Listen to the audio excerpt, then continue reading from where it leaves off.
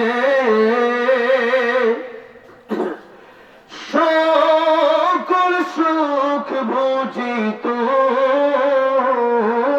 কপালে ও মদিনা রে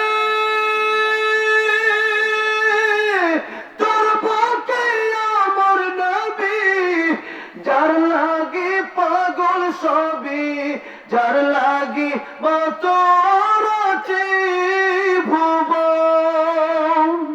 কাজে আমি সারাক্ষণে কখন যাব সেখানে সহে না আর পরানে ও মদিনার মাটি রে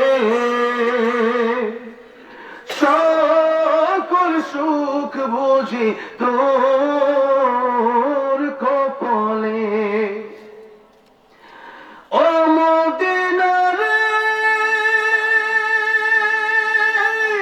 পাখি যদি হতাম আমি উড়ে উড়ে যেতাম আমি থাকতো না মনে কোনো যাতনা দেহে নাই পাখায় আমার সাথে নাই টাকায় আমার